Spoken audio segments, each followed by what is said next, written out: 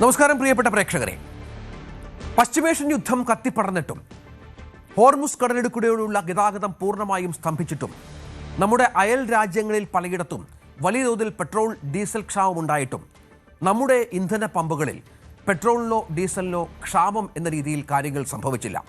ആവശ്യത്തിന് ഉപഭോക്താക്കൾക്ക് ഇന്ധനം ലഭിക്കുന്ന സാഹചര്യമുണ്ടായി.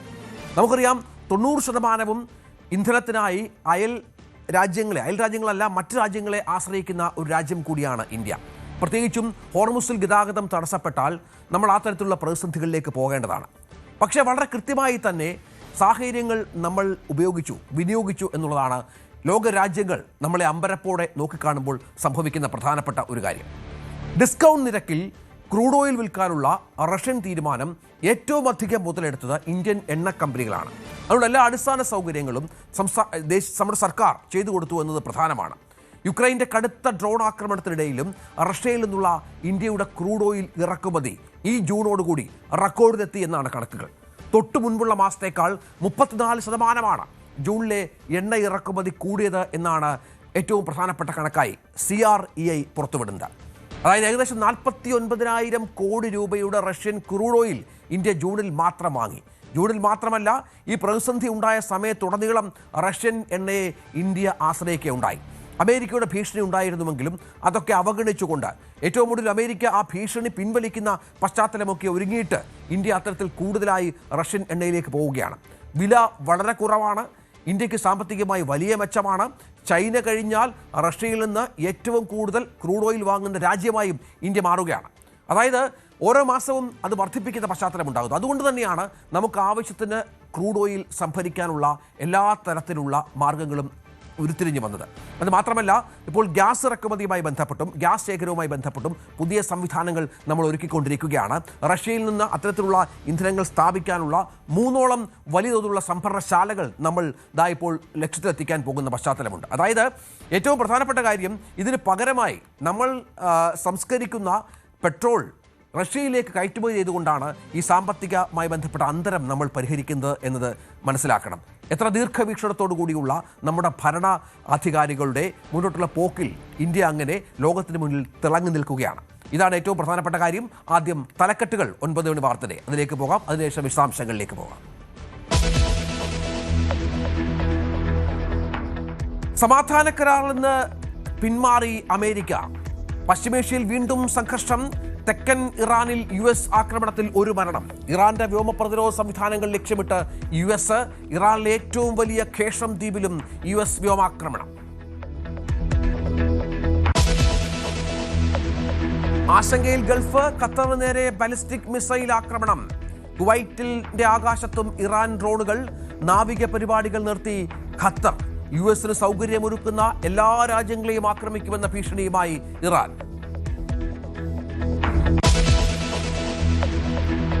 അയത്തുള്ള അലി ഖമേനിയുടെ സ്മരണാഞ്ജലി ചടങ്ങിൽ മൊജ്തബ ഖമനേയി പങ്കെടുത്തേക്കുമെന്ന് റിപ്പോർട്ടുകൾ. ചടങ്ങ് ജൂലൈ 23 വൈകിട്ട്. മൊജ്തബ അയത്തുള്ള ഖമേനിയുടെ മരണശേഷം പൊതുവേദികളിൽ പ്രത്യക്ഷപ്പെടാത്ത നേതാവ്.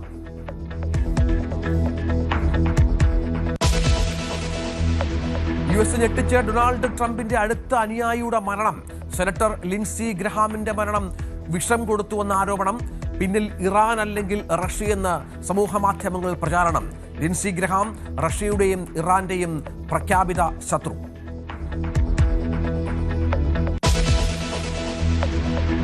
ആധുനിക ഖത്തറിന്റെ ശില്പി ഷെയ്ഖ് ഹമദിന് അന്ത്യാഞ്ജലി അർപ്പിച്ച് ലോകം.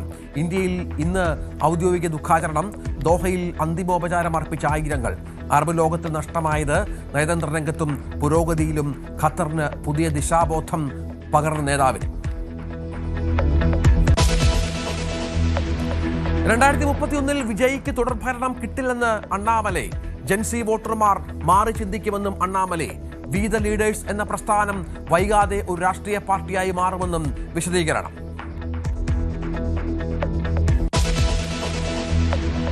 BJPയിലെ തെരഞ്ഞെടുപ്പ് ഫണ്ട് തട്ടിപ്പ് വിവാദം പുതിയ തലത്തിലേക്ക്. ആരോപണങ്ങൾ തള്ളി സംഘടനാ ജനറൽ സെക്രട്ടറി. അനുമോദിച്ചുവെന്ന വാദം പൊളിയുന്നു. തട്ടിപ്പ് ശരിവെക്കുന്ന തരത്തിൽ ദേശീയ സംഘടനാ ജനറൽ സെക്രട്ടറിയുടെ കത്ത് പുറത്ത്. പരാതിയിൽ സംസ്ഥാന നേതാക്കളുടെ പേരും കമ്മീഷൻ കണക്കുകളും. വട്ടിയൂർക്കാവിലേക്ക് കൊടികൾ വാങ്ങിയതിന് നൽകിയെന്ന് പറയുന്ന ബിൽ വ്യാജമെന്ന് സ്ഥാപന ഉടമയുടെ പരാതി. ഇറച്ചിക്കോഴി വില 200 അടുക്കുന്നു. കിലോയ്ക്ക് 186 രൂപയായി. ഓണം എത്തുമ്പോഴേക്കും റെക്കോർഡ് വിലയിലേക്ക് എത്തുമെന്ന് വ്യാപാരികൾ. കാരണമായത് കോഴിത്തീറ്റ വില കൂടിയത്. ബീഫിന്റെ വില വർധനയും ട്രോളിംഗ് നിരോധനവും മൂലം ചിക്കൻ ആവശ്യക്കാരേറി.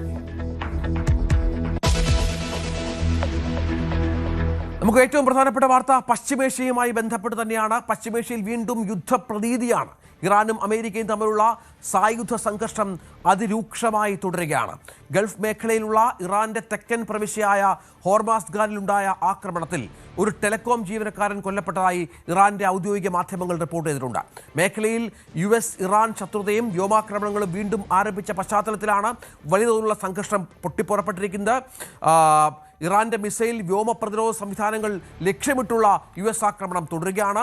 ഹോർമുസ് കടലിടുക്കിനോട് ചേർന്നുള്ള ഇറാന്റെ ഏറ്റവും വലിയ ദ്വീപായ ഖേഷം ദ്വീപിൽ സൈനിക കേന്ദ്രത്തിന് നേരെ USന്റെ വലിയ വ്യോമാക്രമണം ഉണ്ടായി എന്ന വിവരങ്ങൾ പുറത്തുവരികയാണ്. UN ചട്ടങ്ങളും സമാധാന കരാറുകളും ലംഘിച്ചു എന്ന UN ചട്ടങ്ങളും സമാധാന കരാറുകളും അമേരിക്ക ലംഘിച്ചു എന്ന ആരോപണവുമായി ഇറാൻ വിദേശകാര്യ മന്ത്രാലയം രംഗത്ത് വന്നതും പ്രധാനമാണ്. സമാധാന കരാറിനായി ഇറാൻ യാചിക്കുകയാണ് എന്ന ട്രംപിന്റെ പ്രസ്താവന പച്ചക്കള്ളമാണ് എന്ന് ഇറാൻ പറയുന്ന പശ്ചാത്തലവും പ്രധാനപ്പെട്ട ഒന്നാണ്. കാർത്തിക് ഏറ്റവും പുതിയ വിവരങ്ങളുമായി ചേരും. കാർത്തിക്, ഇപ്പോൾ ഇത്തരത്തിലുള്ള സംഘർഷം അതിന് ഒരു അവസാനവുമാകുന്നില്ല. പ്രത്യേകിച്ചും ഇറാന്റെ സംഭരണ കേന്ദ്രങ്ങൾ, ആയുധ സംഭരണ കേന്ദ്രങ്ങൾ, ഒപ്പം ഈ നേരത്തെ പറഞ്ഞ ടെലികമ്മ്യൂണിക്കേഷൻ കേന്ദ്രങ്ങളൊക്കെ കേന്ദ്രീകരിച്ച് തന്ത്രപ്രധാനമായ മേഖലയിലാണ് ആക്രമണം സംഭവിച്ചുകൊണ്ടിരിക്കുന്നത്. എന്താണ് യഥാർത്ഥത്തിൽ അമേരിക്കയുടെ ലക്ഷ്യം ഇപ്പോൾ? രഞ്ജിത്ത്, ഹോർമൂസ് കടലിടുക്കിൽ വാണിജ്യ കപ്പലുകൾക്ക് നേരെ ഉണ്ടായ ആക്രമണങ്ങളാണ് ഇപ്പോൾ ഇറാന് നേരെ ശക്തമായ ആക്രമണം നടത്താൻ അമേരിക്കയെ പ്രേരിപ്പിക്കുന്നത്. കഴിഞ്ഞ 3 ദിവസമായി ഇറാന്റെ വിവിധ ഭാഗങ്ങളിൽ അതിശക്തമായ ആക്രമണമാണ് US നടത്തുന്നത്. 60 ദിവസത്തെ സമാധാന ധാരണ അത് കീഴ്മേൽ മറിച്ചുകൊണ്ട് പശ്ചിമേഷ്യ വീണ്ടും യുദ്ധഭീതിയിലേക്ക് പശ്ചിമേഷ്യയിൽ കാര്യങ്ങൾ എത്തുന്നു എന്നതാണ് ആശങ്കാജനകമായ സാഹചര്യം. ഹോർമൂസ് തന്നെയാണ് ഈ ഘട്ടത്തിലും നയതന്ത്രപ്രധാനമായി മാറുന്നത്. ഹോർമൂസ് കടലിടുക്കിൽ വാണിജ്യ കപ്പലുകൾക്ക് നേരെ IRGC നടത്തിയ ആക്രമണമാണ്. അതിന് പിന്നാലെയാണ് US സെൻട്രൽ കമാൻഡ് ശക്തമായ തിരിച്ചടി നൽകുന്നതും. കഴിഞ്ഞ രാത്രിയിലും അതിശക്തമായ വ്യോമാക്രമണമാണ് ഇറാന്റെ വിവിധ മേഖലകളിൽ US നടത്തിയത്. അതിൽ ഏറ്റവും പ്രധാനം തെക്കൻ ഇറാനിലെ ഹോർമൂസ്ഖാൻ പ്രവിശ്യയിൽ അതിശക്തമായ ആക്രമണം ഉണ്ടായി. അതോടൊപ്പം തന്നെ തെക്കൻ മേഖലയിലെ തന്നെ തുറമുഖ നഗരമായ ബന്ദർ അബ്ബാസിൽ ആക്രമണമുണ്ടായി. മാത്രമല്ല മറ്റ് 2 പ്രദേശങ്ങളിൽ കൂടി അതിശക്തമായ ആക്രമണമാണ് കഴിഞ്ഞ രാത്രിയിൽ US നടത്തിയത് എന്ന റിപ്പോർട്ടുകളാണ് പുറത്തുവരുന്നത്. അതിൽ ഏറ്റവും പ്രധാനം യസ്ക്, സുറിക് മേഖലകളിൽ കൂടി അതിശക്തമായ ആക്രമണം ഉണ്ടായി. തെക്കൻ ഇറാനിലെ ഹോർമൂസ്ഖാൻ പ്രവിശ്യയിലാണ് US വ്യോമാക്രമണം കഴിഞ്ഞ രാത്രിയിൽ ഏറ്റവും കൂടുതൽ ഉണ്ടായത്. ഇവിടെ ഒരു ടെലികമ്മ്യൂണിക്കേഷൻ കമ്പനിയുടെ ഓഫീസിന് നേരെയായിരുന്നു ആക്രമണം. ഈ ആക്രമണത്തിൽ ഒരു ജീവനക്കാരൻ കൊല്ലപ്പെട്ടു, മറ്റ് 2 ജീവനക്കാർക്ക് പരിക്കേൽക്കുകയും ചെയ്തു. ഇതിന് ശേഷമാണ് ഖേഷം ദ്വീപ് കേന്ദ്രീകരിച്ചുകൊണ്ട് US ആക്രമണം കടുപ്പിച്ചത്. നമുക്കറിയാം, ഹോർമൂസ് കടലിടുക്കിനോട് ചേർന്ന ഇറാന്റെ തന്നെ ഏറ്റവും വലിയ ദ്വീപാണ് ഈ ഖേഷം ദ്വീപ്. ഈ ദ്വീപിൽ 10-ലധികം വ്യോമാക്രമണം നടത്തി എന്നാണ് ഇറാൻ തന്നെ പറയുന്നത്. USന്റെ ഭാഗത്ത് നിന്ന് 10-ലധികം പ്രൊജക്ടൈലുകൾ ഇവിടെ പതിച്ചു എന്ന ഖേഷമിന്റെ ഗവർണർ തന്നെ സ്ഥിരീകരിക്കുന്ന സാഹചര്യമുണ്ടായി. പക്ഷേ അവിടെ ആർക്കും പരിക്കില്ല. എന്നാൽ മഷ്ഹറിൽ ഉണ്ടായ ആക്രമണത്തിൽ ഒരാൾ കൊല്ലപ്പെട്ടു. അവിടെ പമ്പിംഗ് സ്റ്റേഷന് നേരെയാണ് ആക്രമണം ഉണ്ടായത്. 4 പേർക്ക് പരിക്കേൽക്കുകയും ചെയ്തു. മർക്കസി പ്രവിശ്യയിൽ ആക്രമണം ഉണ്ടായി. ഇത്തരത്തിൽ ഇറാന്റെ വ്യോമ പ്രതിരോധ സംവിധാനങ്ങളും ഒപ്പം ഇറാന്റെ മിസൈൽ സംവിധാനങ്ങളുമൊക്കെ ഉള്ള സ്ഥലങ്ങൾ കേന്ദ്രീകരിച്ചുകൊണ്ടാണ് ആക്രമണം നടത്തുന്നത് എന്നാണ് US സെൻട്രൽ കമാൻഡ് വിശദീകരിക്കുന്നത്. ഏറ്റവും ഒടുവിൽ US സെൻട്രൽ കമാൻഡിൻ്റെതായി തന്നെ പുറത്തു വന്ന ഒരു ട്വീറ്റിൽ വ്യക്തമാക്കുന്നത് അവരുടെ air defence system, coastal radar സൈറ്റുകൾ, മിസൈൽ ഡ്രോൺ കേപ്പബിലിറ്റീസ്, ഈ സ്ഥലങ്ങൾ, ഇത്തരം തന്ത്രപ്രധാനമായ ആയുധശാലകൾ ലക്ഷ്യമിട്ടുകൊണ്ടാണ് ആക്രമണം നടത്തുന്നത് എന്നാണ് US സെൻട്രൽ കമാൻഡ് വിശദീകരിക്കുന്നത്. മാത്രമല്ല, ഇതാദ്യമായി US ഫൈറ്റർ എയർക്രാഫ്റ്റുകളിലെ കൂടി ഈ ആക്രമണത്തിന് ഉപയോഗിച്ചു. അതോടൊപ്പം തന്നെ 1-വേ അറ്റാക്ക് ഏരിയൽ ഡ്രോണുകൾ, ഈ ഏരിയൽ ഡ്രോണുകൾ ഇതിനു മുമ്പ് ഈ യുദ്ധത്തിൽ ഉപയോഗിച്ചിട്ടില്ല. ഇപ്പോൾ സെൻട്രൽ കമാൻഡ് അത്തരത്തിൽ ഉള്ള 1-വേ അറ്റാക്ക് ഏരിയൽ ഡ്രോണുകൾ കൂടി ഉപയോഗിച്ചു എന്ന് സ്ഥിരീകരിക്കുന്നു. 1-വേ അറ്റാക്ക് സീ ഡ്രോൺ കൂടി ഈ കഴിഞ്ഞ രാത്രിയിൽ ഉപയോഗിച്ചു എന്ന് സെൻട്രൽ കമാൻഡ് സ്ഥിരീകരിച്ചുകൊണ്ടുള്ള ട്വീറ്റ് വന്നിരിക്കുന്നു. അതായത് ഹോർമൂസ് കടലിടുക്കിൽ കപ്പലുകൾക്ക് നേരെയുണ്ടായ ആക്രമണങ്ങൾക്ക് പിന്നാലെ അതിശക്തമായ ആക്രമണം ഇത് 3-ാം ദിവസവും അമേരിക്ക ഇറാന്റെ വിവിധ ഭാഗങ്ങളിൽ തുടരുന്നു. ഇറാന് മേൽ സമ്മർദ്ദം ശക്തമാക്കുക, ഹോർമൂസിലൂടെയുള്ള സമുദ്രപാതയിൽ ഗതാഗതം സുഗമമാക്കുക, ഈ ലക്ഷ്യത്തോടു കൂടിയാണ് ആക്രമണം എന്നാണ് അമേരിക്ക വ്യക്തമാക്കുന്നത്. ഇക്കാര്യത്തിൽ ഒരു വിട്ടുവീഴ്ചയും ഉണ്ടാകില്ല എന്നുകൂടി അതാണ് സാഹചര്യം. പക്ഷേ ഇതിന്റെ തിക്തഫലം അനുഭവിക്കുന്നത് നമ്മുടെ മലയാളികളടക്കം പ്രവാസികൾ ഒരുപാടുള്ള ഗൾഫ് രാജ്യങ്ങളാണ്. അതായത് ധാരണാപത്രം നിലവിൽ വന്നതിന് ശേഷം ആദ്യമായാണ് UAE-ക്കും ഒമാനും നേരെ ഇറാന്റെ ആക്രമണം സംഭവിക്കുന്നത്. ഗൾഫ് മേഖല ഇതോടെ വീണ്ടും സംഘർഷഭരിതമായിരിക്കുകയാണ്. ഇന്നലെ രാവിലെ മുതൽ തന്നെ ഇറാന്റെ മിസൈലുകളും ഡ്രോണുകളും UAE വ്യോമാതിർത്തി കടന്നെത്തി. 69 ദിവസത്തിന് ശേഷമാണ് ഈ ആക്രമണം എന്നുള്ളത് വളരെ പ്രധാനപ്പെട്ട ഒന്നായി മാറുകയാണ്. ഖത്തറിലെ അൽ ഉദൈദ് US വ്യോമത്താവളത്തിന് നേരെയാണ് ഇറാന്റെ ബലിസ്റ്റിക് മിസൈൽ ആക്രമണം നടന്നത്. യുദ്ധവിമാനങ്ങൾ കുറ്റപ്പണി ചെയ്യുന്ന കേന്ദ്രമാണ് ആക്രമിക്കപ്പെട്ടത്. കുവൈറ്റിന്റെ ആകാശത്ത് ഇറാൻ ഡ്രോണുകൾ വന്നു. ജോർദാനിൽ വലിയ ആക്രമണം ഉണ്ടാകുന്ന പശ്ചാത്തലമുണ്ടായി. ഒപ്പം ഖത്തർ, ഒമാനൊക്കെ അവരുടെ കടലുമായി ബന്ധപ്പെട്ട, അതായത് മത്സ്യത്തൊഴിലാളികളോടൊക്കെ ജാഗ്രത നിർദ്ദേശിച്ചുകൊണ്ട് മത്സ്യബന്ധനത്തിന് പോകരുത്, നാവികപരമായ എല്ലാ പരിപാടികളും നിർത്തിവെക്കണമെന്ന ആവശ്യം മുന്നോട്ട് വെച്ചിരിക്കുകയാണ്. ഇതടക്കം ഇറാനെതിരെ വലിയ പ്രതിഷേധം ഗൾഫ് രാജ്യങ്ങൾ ഉയരുന്ന പശ്ചാത്തലമുണ്ട്. ഇറാന്റെ അംബാസഡറെയൊക്കെ നേരിട്ട് വിളിച്ചു വരുത്തിയുള്ള മുന്നറിയിപ്പ് ഖത്തർ നൽകിയെന്ന വിവരങ്ങൾ കൂടി ഇപ്പോൾ പുറത്തു വരുന്ന സാഹചര്യമുണ്ട്.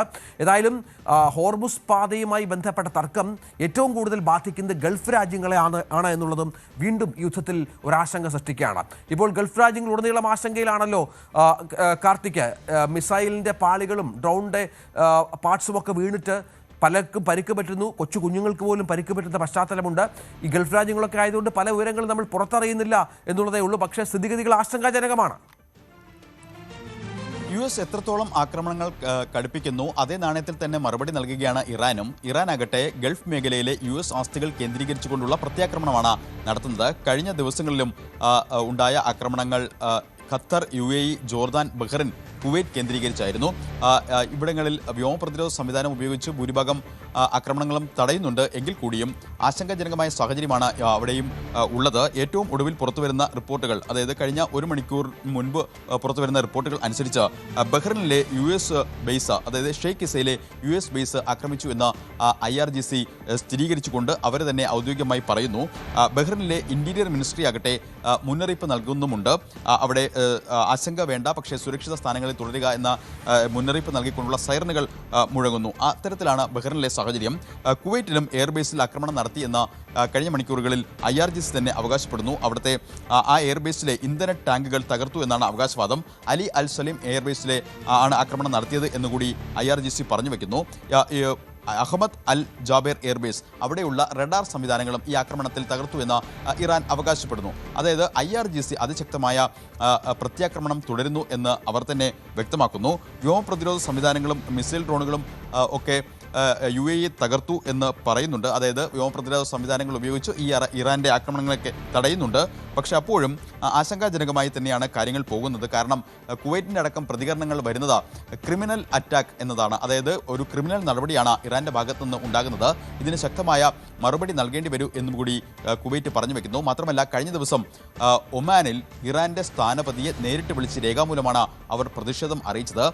ഒമാനിൽ പ്രൊജക്ടൈലുകൾക്ക് പതിച്ച് ഒരു കുട്ടി ഉൾപ്പെടെ 3 പേർക്ക് പരിക്കേൽക്കുന്ന സാഹചര്യം കഴിഞ്ഞ ദിവസം ഉണ്ടായി. അത്തരത്തിൽ ജോർദാൻ, ബഹ്റിനൊക്കെ കേന്ദ്രീകരിച്ച് അതിശക്തമായ പ്രത്യാക്രമണമാണ് IRGC ഇപ്പോഴും നടത്തുന്നത്. എത്രത്തോളം അമേരിക്ക ആക്രമണം കടുപ്പിക്കും അതേ നാണയത്തിൽ അല്ലെങ്കിൽ അതേ തീവ്രതയിൽ തന്നെ പ്രത്യാക്രമണം നടത്തും എന്ന് തന്നെയാണ് ഇറാൻ വ്യക്തമാക്കുന്നത്. മാത്രമല്ല, കഴിഞ്ഞ ദിവസങ്ങളിൽ ഇറാന്റെ പുതിയ പരമോന്നത നേതാവ് മുജ്തബ ഖമനേയിയുടേതായി ഒരു സന്ദേശം പുറത്തു വന്നിരുന്നു. രക്തസാക്ഷിത്വത്തിന് പകരം ചോദിക്കുമെന്നായിരുന്നു ആ സന്ദേശം. ആ സന്ദേശത്തിന് പിന്നാലെയാണ് ഇറാൻ ആക്രമണങ്ങൾ കടുപ്പിക്കുന്നത് എന്നതും ശ്രദ്ധേയമാണ്. തീർച്ചയായും അതാണ്. ഇന്നലെ അവിടെ ഹോർമുസ് കടലിടുക്കിൽ ഒരു ചരക്ക് കപ്പൽ ആക്രമിക്കപ്പെട്ടിരുന്നു. അതിൽ 11ഓളം ഇന്ത്യൻ ജീവനക്കാരാണ് അതിൽ ഉണ്ടായിരുന്നത്. അതിൽ 10 പേരെ രക്ഷപ്പെടുത്തി.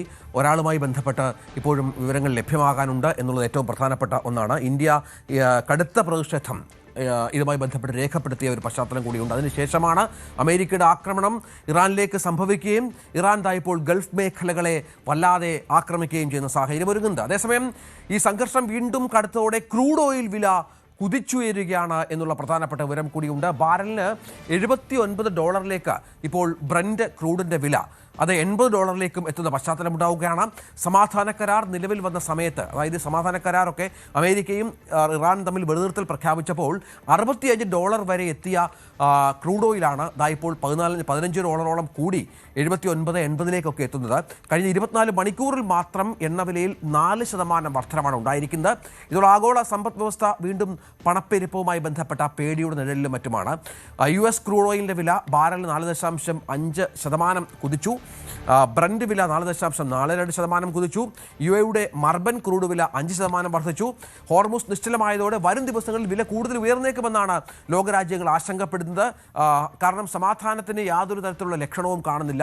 വീണ്ടും ആക്രമണങ്ങൾ കടുപ്പിക്കുകയാണ് ഇരു രാജ്യങ്ങളും. അതുകൊണ്ട് തന്നെ നമ്മളടക്കമുള്ള ഇത്തരം വിപണികൾ 90%-ലധികം ക്രൂഡ് ഓയിൽ ഇറക്കുമതിയെ ആശ്രയിക്കുന്ന രാജ്യങ്ങൾ വല്ലാതെ പ്രതിസന്ധിയിലാകുമെന്ന കാര്യത്തിൽ സംശയമില്ല. മറ്റൊരു പ്രധാനപ്പെട്ട വിവരം, 11 ഇന്ത്യക്കാർ നേരത്തെ പറഞ്ഞ പോലെ ഈ ആക്രമിക്കപ്പെട്ട കപ്പലുണ്ടായിരുന്നു. ഇതിൽ 10 പേരെ രക്ഷപ്പെടുത്തി. കപ്പലിൻ്റെ എഞ്ചിൻ റൂമിന് കാര്യമായ കേടുപാടുകൾ സംഭവിച്ച പശ്ചാത്തലം കൂടി ഉണ്ടായി. അതാണ് ഈ സംഘർഷം വല്ലാതെ വ്യാപിക്കുന്ന സാഹചര്യം ഒരുങ്ങിയത്. ഏതായാലും ഇന്ത്യ അടക്കം കനത്ത ആശങ്ക ഇറാനെ അറിയിച്ച സാഹചര്യമുണ്ട്. ഇത്തരം ആക്രമണങ്ങൾ അവസാനിപ്പിക്കണമെന്നാണ് ഇന്ത്യ മുന്നറിയിപ്പ് നൽകിയിരിക്കുന്നത്. ഇന്ത്യ മാത്രമല്ല, മറ്റ് ലോകരാജ്യങ്ങളും ഇതുമായി ബന്ധപ്പെട്ടുള്ള പ്രശ്നങ്ങൾ ഇറാനെ അറിയിച്ചിട്ടുണ്ട്. പക്ഷേ ഇതിനിടയിൽ അമേരിക്ക പറയുന്നത് കടന്നു പോകാൻ ആഗ്രഹിക്കുന്ന എല്ലാ കപ്പലുകൾക്കും ഹോർമുസ് കടലിടുക്ക് വഴി കടന്നു പോകാം എന്നുള്ളതാണ്. ഹോർമുസ് കടലിടുക്ക് പൂർണ്ണമായും തുറന്നിരിക്കുന്നു എന്നുള്ള അവകാശവാദം എങ്ങനെ US സേനയ്ക്ക് വരുന്നു എന്നുള്ളത് വ്യക്തമല്ല. ഇറാന്റെ ഭീഷണി നേരിടാൻ ആവശ്യമായ നാവികേഷ സ്വാതന്ത്ര്യം ഉറപ്പാക്കാനും ആവശ്യമായ എല്ലാ സജ്ജീകരണങ്ങളും അമേരിക്ക ഒരുക്കിയിട്ടുണ്ട് എന്നും ഇതിനുള്ള സേന സജ്ജമാണ് എന്നും US സെൻട്രൽ കമാൻഡ് അറിയിക്കുന്നത് പ്രധാനമാണ്. ഹോർമുസ് കടലിലേക്ക് നിയന്ത്രിക്കുന്ന ഇറാനല്ല, ഗതാഗതം സുഗമമാണ് എന്നും US അറിയിക്കുന്ന പശ്ചാത്തലം ഈ പുതിയ സാഹചര്യത്തിൽ പ്രധാനമാണ്. ഹോർമുസ് അടച്ചിട്ടിരിക്കുകയാണെന്ന് ഇറാൻ പ്രഖ്യാപിച്ചതിന് പിന്നാലെയാണ് ഈ ഇത്തരത്തിലുള്ള പ്രസ്താവന വന്നത്. കഴിഞ്ഞ ആഴ്ച മുതൽ പുനരാരംഭിച്ച സംഘർഷങ്ങൾക്ക് പിന്നാലെയാണ് ഹോർമുസ് അടച്ചിട്ടതായി ഇറാൻ പ്രഖ്യാപിച്ചത്. ഹോർമുസ് കടലിടുക്ക് ആണവ ബോംബുകളെക്കാൾ പ്രധാനമാണെന്നും അത് സംരക്ഷിക്കുമെന്ന് അവരുടെ പരമോന്നതാവിൻ്റെ ഉപദേഷ്ടാവ് മേജർ ജനറൽ മൊഹസിൻ റൈസായി പറഞ്ഞതും പ്രധാനപ്പെട്ട ഒന്നാണ്. ഡസൻ കണക്കിന് ആണവ ബോംബുകളെക്കാൾ പ്രധാനമാണ് ഇറാനിയൻ ഈ ഹോർമുസ് കടലിടുക്ക്. ഇസ്ലാമിക് റിപ്പബ്ലിക് സംരക്ഷിക്കുമെന്നാണ് ഇവരുടെ അവകാശവാദവും മറ്റും. പക്ഷേ ഇത് എന്താണെന്ന കാര്യത്തിൽ ഇപ്പോഴും ഒരു അവ്യക്തതയുണ്ട്. ഇപ്പോൾ കപ്പലുകൾ കടന്നു പോകുന്ന കാര്യത്തിൽ കപ്പലുകളുടെ രാജ്യങ്ങൾക്ക് ആശങ്കയുണ്ട് എന്നത് പ്രധാനപ്പെട്ട ഒന്നാണ്. സ്വതന്ത്രമായ ഗതാഗത പാത തുറന്നിരിക്കുമെന്ന് US പറയുമ്പോൾ മറ്റൊരു സംഘർഷം കൂടി ആ മേഖലയിൽ ഉടലെടുക്കുന്ന പശ്ചാത്തലമുണ്ട്. നമുക്കറിയാം, അമേരിക്കക്കാളും കുറച്ചുകൂടി നിയന്ത്രണം ഹോർമുസ് മേഖലയിൽ ഇറാനുണ്ട് എന്നുള്ളതാണ്. ഇപ്പോൾ അമേരിക്ക പറയുന്നത് കഴിഞ്ഞ 2 മാസത്തിനിടെ 800-ലധികം കപ്പലുകളുടെയും 400 ദശലക്ഷത്തിലധികം ബാരൽ ക്രൂഡ് ഓയിലിൻ്റെയും സുരക്ഷിതമായ യാത്രയ്ക്ക് US സേന സൗകര്യമൊരുക്കി എന്നും മറ്റുമാണ്. കഴിഞ്ഞ 7 ദിവസത്തിനകത്ത് 140 കപ്പലുകൾ ഈ കടലിടുക്കിലൂടെ കടന്നുപോയി എന്നും US അവകാശപ്പെടുന്ന പശ്ചാത്തലമുണ്ട്. എന്തായാലും കാര്യങ്ങൾ ഒട്ടും സുഗമമല്ല എന്ന കാര്യം സംശയവുമില്ല. ഇറാന്റെ പരമോന്നതാവ് മൊജ്തബ അലി ഖമനേയി എവിടെ എന്ന് ലോകരാജ്യങ്ങൾ ചോദിച്ചു തുടങ്ങിയിട്ട് എത്രയോ മാസങ്ങളായി. ഏറ്റവും ഒടുവിൽ അയത്തുള്ള അലി ഖമേനിയുടെ സംസ്കാര ചടങ്ങിൽ മൊജ്തബ പ്രത്യക്ഷപ്പെടും എന്നുള്ള തരത്തിലുള്ള അഭ്യൂഹങ്ങൾ പരന്നിരുന്നു. പക്ഷേ മൊജ്തബ അവിടെ വന്നില്ല. അത് മാത്രമല്ല, അവിടെ മാസ്ക് ഇട്ട് നിന്ന ഒരാൾ അത് മൊജ്തബയാണോ എന്നുള്ള തരത്തിലുള്ള ചില പ്രചരണങ്ങളും മറ്റുമുണ്ടായി. പക്ഷേ അത് മൊജ്തബയല്ല എന്ന് പിന്നീട് സ്ഥിരീകരിക്കുകയായിരുന്നു. ഇപ്പോൾ പുറത്തു വരുന്ന പുതിയ വാർത്ത, അയത്തുള്ള അലി ഖമേനിയുടെ സ്മരണാഞ്ജലി ചടങ്ങ് അത് 24-നാണ് നടക്കുന്നത്. ഈ 24-ന് ഈ ചടങ്ങിൽ മൊജ്തബ ഖമേനി, ക്ഷമിക്കണം, 23-ന്, ജൂലൈ 23-ന് മൊജ്തബ പങ്കെടുക്കുമെന്നുള്ള വിവരങ്ങൾ ഇപ്പോൾ പുറത്തു വരികയാണ്. 23-ന് വൈകിട്ട് 5 മുതൽ 7 മണി വരെയാണ് ചടങ്ങ്. അന്നേ ദിവസം മൊജ്തബ നേരിട്ട് പൊതുവേദിയിൽ പ്രത്യക്ഷപ്പെട്ടേക്കാം എന്നാണ് ചില റിപ്പോർട്ടുകൾ പുറത്തു വരുന്നത്. ഇക്കാര്യത്തിൽ പക്ഷേ ഔദ്യോഗിക സ്ഥിരീകരണം വന്നിട്ടില്ല. കാരണം വന്നാൽ തന്നെ അതീവ രഹസ്യമായി ഇറാൻ വെച്ചതിന് ശേഷം ആ ദിവസമായിരിക്കും ഒരു പക്ഷേ പ്രത്യക്ഷപ്പെടുക. നമുക്കറിയാം, മരണശേഷം, അലി ഖമേനിയുടെ മരണശേഷം മൊജ്തബയെ ഇതുവരെ ആരും പൊതുവേദികൾ കണ്ടിട്ടില്ല. VR കാർത്തിക് തുടരുന്നുണ്ട്. കാർത്തിക്, ഇപ്പോൾ ഇറാൻ്റെയും അമേരിക്കയുടെയും കണ്ണിലെ കരടാണ് മൊജ്തബ. മൊജ്തബ ഇവരുടെ ലക്ഷ്യവുമാണ്. റഷ്യയുടെ സംരക്ഷണയിലാണ് മൊജ്തബ എന്നൊക്കെ നേരത്തെ കേട്ടിരുന്നു. പക്ഷേ ഇപ്പോൾ മൊജ്തബ എവിടെയെന്നത് സംബന്ധിച്ച് യാതൊരു വിവരവുമില്ല. മൊജ്തബ 23-ന് വരും എന്ന കാര്യത്തിൽ സ്ഥിരീകരണമുണ്ടോ? ഫെബ്രുവരി 28-ന് ഇറാന്റെ മുൻ പരമോന്നത നേതാവ് ആയത്തുള്ള അലി ഖമനേയി കൊല്ലപ്പെട്ടതു മുതൽ ഉയരുന്ന ചോദ്യമാണ് പിൻഗാമിയും മകനുമായ മൊജ്തബ ഖമനേയി എവിടെ എന്നത്. ഇതുവരെ അദ്ദേഹം പൊതുവേദിയിൽ എവിടെയും പ്രത്യക്ഷപ്പെട്ടിട്ടില്ല. കഴിഞ്ഞ ദിവസം നമ്മൾ നേരത്തെ പറഞ്ഞതുപോലെ അദ്ദേഹത്തിൻ്റെതായ ഒരു സന്ദേശം പുറത്തു വന്നിരുന്നു. ഇറാൻ സ്റ്റേറ്റ് TV ആണ് പക്ഷേ ആ സന്ദേശം പുറത്തുവിട്ടത്. രക്തസാക്ഷികളുടെ ചോരയ്ക്ക് പകരം ചോദിക്കുമെന്നും അതിശക്തമായ പ്രത്യാക്രമണം ഉണ്ടാകുമെന്നും പ്രതികാരം ചെയ്യണമെന്നാണ് ഇറാന്റെ പൊതുവികാരം എന്നും അദ്ദേഹത്തിൻ്റെ സന്ദേശമായി പുറത്തു വന്നു. പക്ഷേ അപ്പോഴും അദ്ദേഹം നേരിട്ട് പ്രത്യക്ഷപ്പെടുകയോ നേരിട്ട് ഈ ചടങ്ങുകളിൽ പങ്കെടുക്കുകയോ ഒന്നും ചെയ്തിരുന്നില്ല. കഴിഞ്ഞ ദിവസം ആയത്തുള്ള അലി ഖമനേയിയുടെ സംസ്കാര ചടങ്ങുകളിൽ പങ്കെടുത്ത തൊപ്പി വെച്ച മാസ്ക് ധരിച്ച ഒരാളിനെ കേന്ദ്രീകരിച്ചുകൊണ്ടുള്ള അഭ്യൂഹങ്ങൾ ശക്തമായിരുന്നു. ഇത് മുജ്തബയാണ് എന്ന തലത്തിൽ സമൂഹ മാധ്യമങ്ങളിൽ വലിയ തോതിലുള്ള പ്രചാരണം ഉണ്ടായി. എന്നാൽ പിന്നീട് അക്കാര്യത്തിൽ സ്ഥിരീകരണം വന്നു. ഇറാൻ ഇന്റർനാഷണൽ റിപ്പോർട്ട് ചെയ്യുന്നതനുസരിച്ച് അത് മുജ്തബയല്ല, ആയത്തുള്ള അലി ഖമനേയിയുടെ മൂത്ത ചെറുമകൻ മുഹമ്മദ് ജാവേദ് ഖമേനിയാണ് എന്ന തരത്തിൽ സ്ഥിരീകരിക്കുന്ന വാർത്തകൾ പുറത്തു വന്നിരുന്നു. അതിന് പിന്നാലെയാണ് ഇറാൻ ഔദ്യോഗികമായി ചില കാര്യങ്ങൾ കൂടി അറിയിക്കുന്നത്. അതായത് ജൂലൈ 23-ന് ആയത്തുള്ള അലി ഖമനേയിയുടെ സെറിമോണിയൽ നടക്കും. അതായത് അനുസ്മരണ പ്രാർത്ഥനാ ചടങ്ങുകൾ നടക്കും. ഇത് വൈകിട്ട് 5 മുതൽ 7 വരെയായിരിക്കും നടക്കുക. ഈ ചടങ്ങിൽ മുജ്തബ പങ്കെടുക്കും എന്നാണ് ഇറാൻ അറിയിക്കുന്നത്. അത് വലിയ തോതിലുള്ള ആകാംക്ഷയും ഉണർത്തുന്നു. കാരണം പലതരത്തിലുള്ള അഭ്യൂഹങ്ങളാണ് ഇതുമായി ബന്ധപ്പെട്ട് പുറത്തു വന്നിരുന്നത്. നേരത്തെ ന്യൂയോർക്ക് ടൈംസ് അടക്കം റിപ്പോർട്ട് ചെയ്തിരുന്നത് ഫെബ്രുവരി 28-നുണ്ടായ ആക്രമണങ്ങളിൽ മുജ്തബയ്ക്ക് ഗുരുതരമായി പരിക്കേറ്റു. അദ്ദേഹത്തിൻ്റെ മുഖമടക്കം വികൃതമായ സാഹചര്യം ഉണ്ടായി. അങ്ങനെ രഹസ്യാന്വേഷണ ഏജൻസികളുടെ വിവരങ്ങൾ ഉദ്ധരിച്ചുകൊണ്ട് ന്യൂയോർക്ക് ടൈംസ് അത്തരത്തിൽ റിപ്പോർട്ട് ചെയ്തിരുന്നു. ആ പശ്ചാത്തലത്തിലൊക്കെ വലിയ തോതിലുള്ള അഭ്യൂഹങ്ങൾ ശക്തമായി. അദ്ദേഹത്തെ സംബന്ധിച്ച് നിരവധി ദുരൂഹതകൾ, അദ്ദേഹത്തിന് എന്ത് സംഭവിച്ചു എന്ന തരത്തിൽ നിരവധി ദുരൂഹതകളും അത് സംബന്ധിച്ച റിപ്പോർട്ടുകളും ഒക്കെ ഉണ്ടായി. ഇതിനെല്ലാം ഒരു ഉത്തരം ജൂലൈ 23-ന് ഉണ്ടാകുമോ എന്നതാണ് ആകാംക്ഷ. എന്തായാലും ആയത്തുള്ള അലി ഖമനേയിയുടെ ടെഹ്റാനിൽ നടന്ന സംസ്കാര ചടങ്ങുകളിൽ അദ്ദേഹം പങ്കെടുത്തിരുന്നില്ല. മറ്റ് 3 പേരും പങ്കെടുത്തപ്പോൾ തന്നെ അദ്ദേഹത്തിന് അവിടെ ഉണ്ടായിരുന്ന ഒരു തൊപ്പിയും മാസ്കും ധരിച്ച ആളിൻ്റെ സാന്നിധ്യം അത് വലിയ സംശയങ്ങൾ ഉണർത്തിയിരുന്നു. പക്ഷേ അക്കാര്യത്തിലൊക്കെ ഇപ്പോൾ ഏറെക്കുറെ സ്ഥിരീകരിക്കാവുന്ന ചില റിപ്പോർട്ടുകൾ വന്നിരിക്കുന്നു. അത് മുജ്തബയല്ല. എന്നാൽ അതോടൊപ്പം തന്നെ ഇറാൻ പറഞ്ഞു വയ്ക്കുന്നു, ജൂലൈ 23-ന് വൈകിട്ട് 5 മുതൽ 7 വരെ നടക്കുന്ന ആയത്തുള്ള അലി ഖമനേയിയുടെ അനുസ്മരണ ചടങ്ങിൽ മുജ്തബ പങ്കെടുക്കും. എല്ലാവരും ലോകം തന്നെ ആകാംക്ഷയോടെ കാത്തിരിക്കുകയാണ് മുജ്തബ ആ ചടങ്ങിൽ നേരിട്ട് എത്തുമോ എന്നതിൽ. തീർച്ചയായും VR കാർത്തിക്കാണ് വിവരങ്ങൾ പങ്കുവച്ചത്. പക്ഷേ ഇതിനിടയിൽ ഇറാൻ അഭിമുഖീകരിക്കുന്ന ഗുരുതരമായ ചില പ്രശ്നങ്ങൾ കൂടി നമ്മൾ ഇതിനോട് ചേർത്ത് വെക്കണം.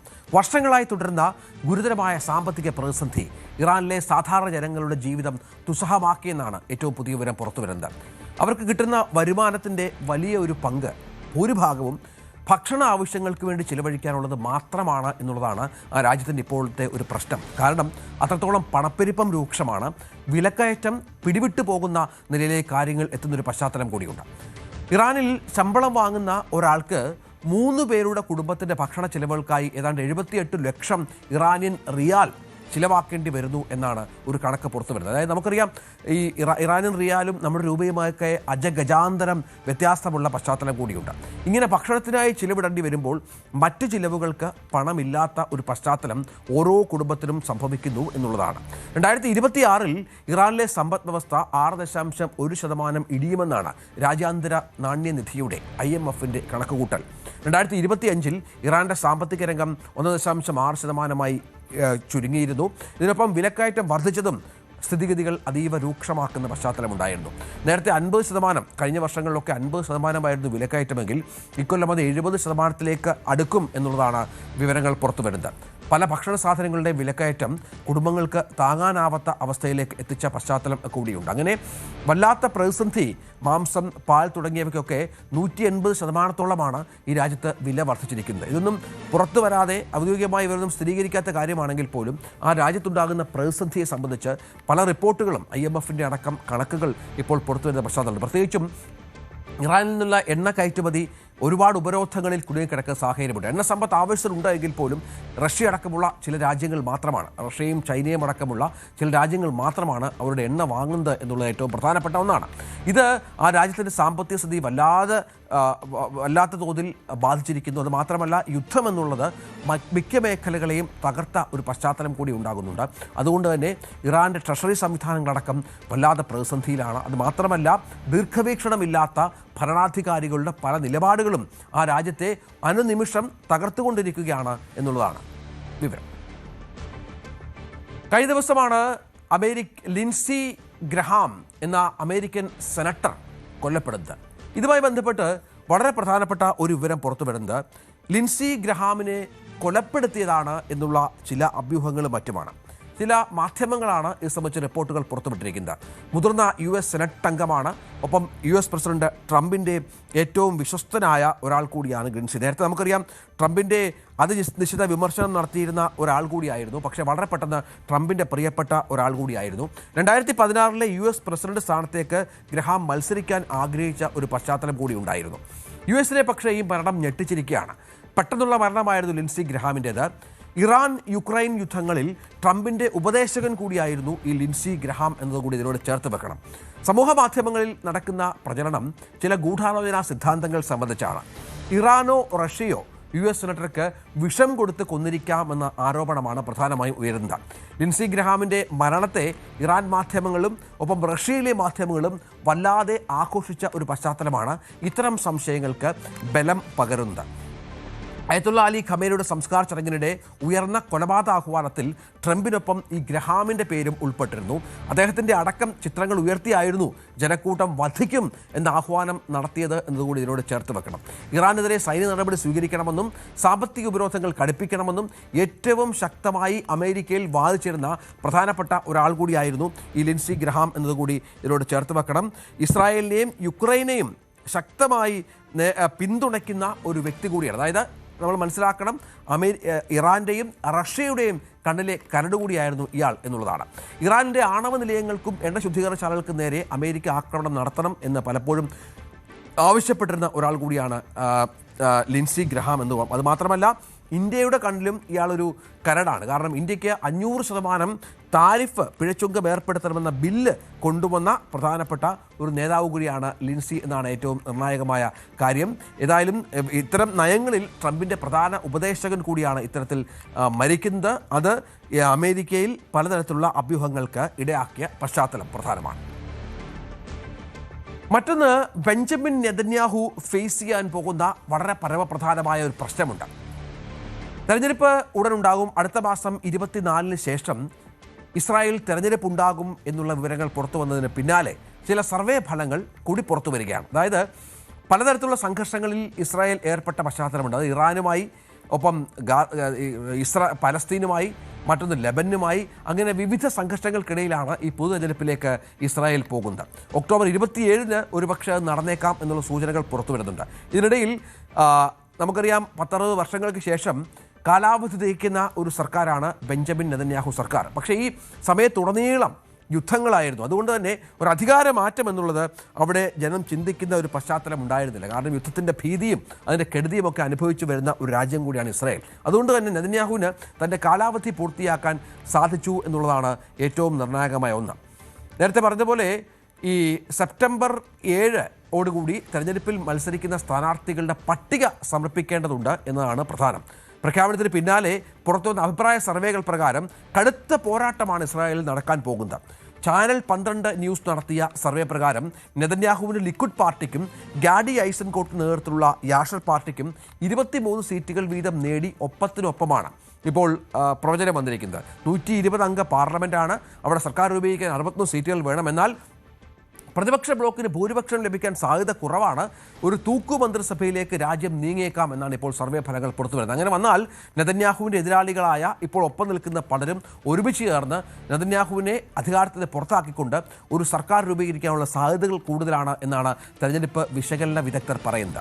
2022 ഡിസംബർ 29 നെതന്യാഹു അവിടുത്തെ പ്രധാനമന്ത്രി സത്യപ്രതിജ്ഞയേറ്റത്. അതിനുശേഷം ഒരുപാട് പ്രതികൂല സാഹചര്യങ്ങൾ ഫേസ് ചെയ്യേണ്ടി വന്നു. അതൊക്കെ ഫേസ് ചെയ്തുകൊണ്ട് നേരത്തെ പറഞ്ഞതുപോലെ അധികാരം പൂർത്തിയാക്കിയെങ്കിൽ പോലും വരുന്ന തെരഞ്ഞെടുപ്പ് നെതന്യാഹുവിന് ഒട്ടും ഗുണകരമല്ല. പ്രത്യേകിച്ചും ഇറാനുമായുള്ള യുദ്ധത്തിനെതിരെ ഇസ്രായേൽ വലിയ വികാരമുണ്ട്. നെതന്യാഹുവിൻ്റെ നേതൃത്വത്തിലുള്ള ഇസ്രായേൽ യുദ്ധത്തിൽ തോറ്റു എന്നതൊക്കെ അടക്കമാണ് അഭിപ്രായ സർവേകളിൽ ജനങ്ങൾ വിശ്വസിക്കുന്നത്.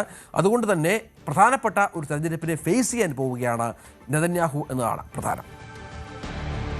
ഖത്തറിന്റെ മുൻ അമീർ ഷെയ്ഖ് ഹമദ് ബിൻ ഖലീഫ അൽത്താനിയുടെ വേർപാടിൽ ഒരു ദിവസത്തെ ദുഃഖാചരണം ഇന്ത്യയും പ്രഖ്യാപിച്ചിരിക്കുകയാണ്. കേരളത്തിലും സമാനമായി തന്നെ ദുഃഖാചരണമുണ്ട്. അദ്ദേഹത്തുള്ള ആദരസൂചകമായി കേന്ദ്ര സർക്കാർ ഇന്നാണ് ദേശീയ ദുഃഖാചരണം പ്രഖ്യാപിച്ചിരിക്കുന്നത്. ദുഃഖാചരണം നടക്കുന്ന ദിവസം പതിവായി ദേശീയ പതാക ഉയർത്തുന്ന എല്ലാ കെട്ടിടങ്ങളിലും ദേശീയ പതാക താഴ്ത്തിക്കെട്ടുമെന്നാണ് കേന്ദ്ര സർക്കാർ അറിയിച്ചിരിക്കുന്നത്. ഇന്ന് ഔദ്യോഗിക വിനോദ പരിപാടികൾ ഉണ്ടായിരിക്കുന്നതല്ല. പ്രധാനമന്ത്രി നരേന്ദ്രമോദിയും പാർലമെന്ററി ന്യൂനപക്ഷകാര്യ മന്ത്രി കിരൺ റിജിജുവും അനുശോചനം രേഖപ്പെടുത്തി. ഷെയ്ഖ് അഹമ്മദ് ബിൻ ഖലീഫ അൽ താനിയുടെ വിയോഗത്തെ തുടർന്ന് ഖത്തറിൽ 4 ദിവസത്തെ ഔദ്യോഗിക ദുഃഖാചരണം അത് ഇന്നലെ മുതൽ നിലവിൽ വന്നു.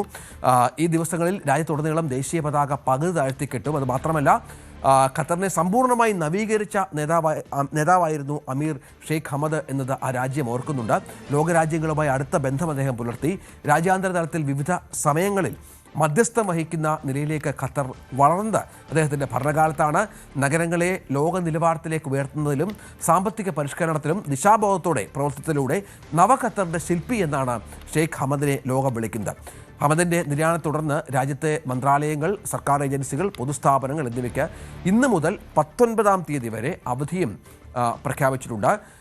നേരത്തെ പറഞ്ഞതുപോലെ മഗ്രിബ് നമസ്കാരം ഇന്ന് നടക്കും. ഇമാം മുഹമ്മദ് ബിൻ അബ്ദുൽ വഹാബ് പള്ളിയിലാണ് ഷെയ്ഖ് ഹമദിൻ്റെ മയ്യത്ത് നമസ്കാരം നിശ്ചയിച്ചിരിക്കുന്നത്. തുടർന്ന് ലുസൈൽ ഖബർസ്ഥാനിൽ മൃതദേഹം സംസ്കരിക്കും. നൈറ്റ് പാർട്ടി നടക്കുന്നതിനിടെ പുകയും തീയും പടർന്ന് തായ്ലൻഡിലെ പ്രമുഖ പബ്ബിൽ 27 പേർ മരിച്ചു എന്നുള്ള വിവരം പുറത്തുവരികയാണ്. നിരവധി പേർക്ക് പരിക്കുണ്ട്. തായ്ലൻഡിലെ വടക്കൻ ബാങ്കോക്കിൽ ആണ് ഈ തീപിടുത്തമുണ്ടായത്. 63 പേർക്കാണ് അപകടത്തിൽ പരിക്കേറ്റിരിക്കുന്നത്. ഇന്നലെ അർദ്ധരാത്രിയിൽ പാർട്ടി നടക്കുന്നതിനിടയിലാണ് ഈ തീപിടുത്തമുണ്ടായത്.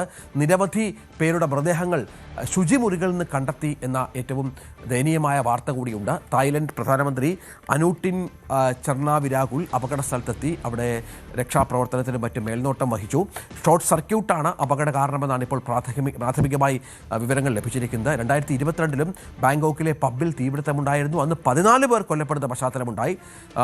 തീപിടിക്കുകയും പൊട്ടിത്തെറികളുമൊക്കെ ഉണ്ടായതിന് പിന്നാലെ ആളുകൾ ഓടി രക്ഷപ്പെടാൻ ശ്രമിക്കുന്ന വീഡിയോകളും മറ്റും സമൂഹ മാധ്യമങ്ങളിൽ വലിയ വൈറലാണ്. 1.5 മണിക്കൂറിലേറെ അഗ്നിശമന സേന ശ്രമിച്ചതിന് ശേഷമാണ് ഇവരെ കുറേ ആളുകൾ രക്ഷിക്കാനായത്, തീ അണയ്ക്കാനായത്. പക്ഷേ ബാറ് പൂർണ്ണമായും കത്തി നശിക്കുന്ന സാഹചര്യം ഉണ്ടായി.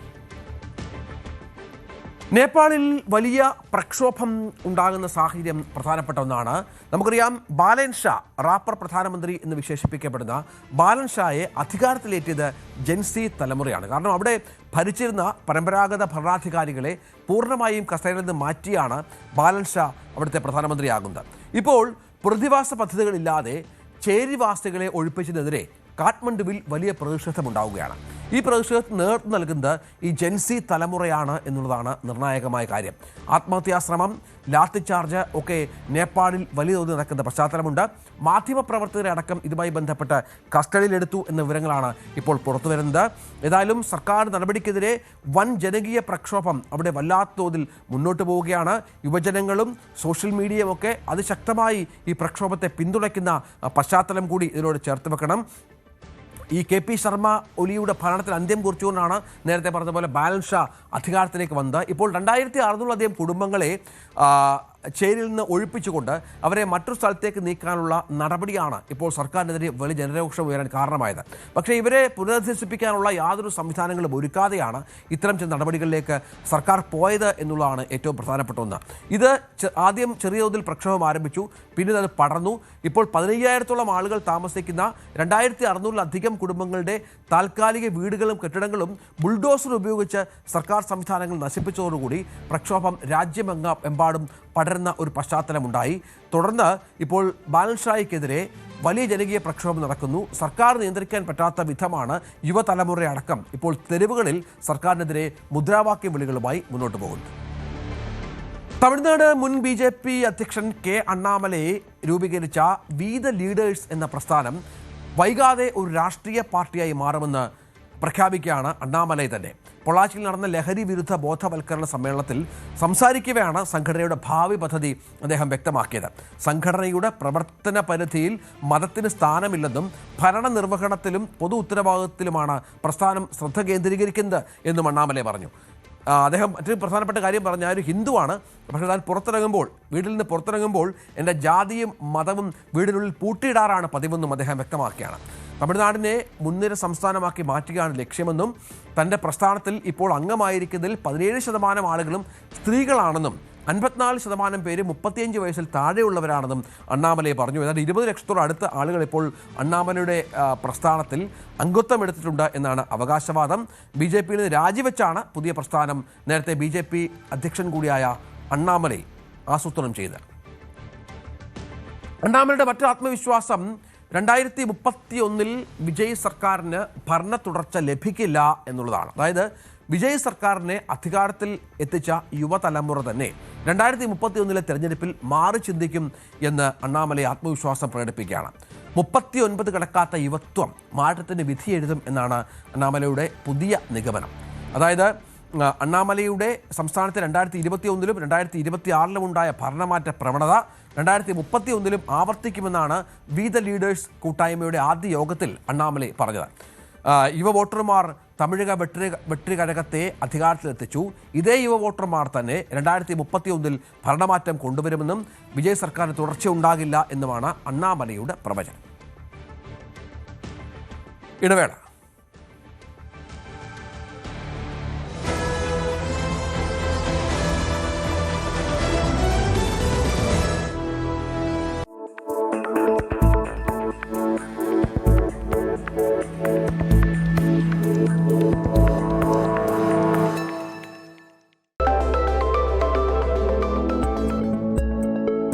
ഇൻക്രിമെന്റിന് ശേഷം ആദ്യ സാലറി കിട്ടിയോ? ഞാനൊരു ഫോൺ വാങ്ങിയാലോ, അല്ലെങ്കിൽ വേണ്ട ഒരു ഗോവ ട്രിപ്പ് പ്ലാൻ ചെയ്യാം. ഈ കൺഫ്യൂഷൻ മാറ്റാൻ ഞങ്ങളുടെ അടുത്തൊരു എക്സ്പേർട്ട് ഉണ്ട്. കൂടുതൽ കിട്ടുന്നതൊക്കെ സന്തോഷമുള്ള കാര്യം തന്നെ, പക്ഷേ ഈ സമയത്താണ് ഒരു സ്മാർട്ട് തീരുമാനം എടുക്കേണ്ടത്. സ്റ്റെപ്പ് SIP ചെയ്യുക. സ്റ്റെപ്പ് SIP എന്ന് പറഞ്ഞാൽ നിങ്ങളുടെ ശമ്പളം കൂടുന്നതിൻ്റെ കൂടെ നിങ്ങളുടെ നിക്ഷേപം കൂട്ടണം എന്ന് പറഞ്ഞാൽ, ഉദാഹരണത്തിന് 2000 രൂപയുടെ SIP ആണെങ്കിൽ അത് 2500 ആക്കൂ, 2500 രൂപയാണെങ്കിൽ 3000 ആക്കൂ. നിങ്ങളുടെ നിക്ഷേപം ഈ വഴി കൂട്ടിയാൽ മാത്രമേ ഉള്ളൂ നിങ്ങളുടെ നിക്ഷേപത്തിന് ഏറ്റവും നല്ല ഫലം കിട്ടുന്നത്. ചെലവ് മാത്രം കൂട്ടിയാൽ പോരാ, നിക്ഷേപം കൂട്ടണം. സാലറി കൂടിയോ? ഇനി SIPയും കൂടും. മ്യൂച്വൽ ഫണ്ട് നിക്ഷേപങ്ങൾ വിപണിയിലെ ലാഭനഷ്ട സാധ്യതകൾക്ക് വിധേയമാണ്. സ്കീമുമായി ബന്ധപ്പെട്ട എല്ലാ രേഖകളും ശ്രദ്ധിച്ചു വായിക്കുക.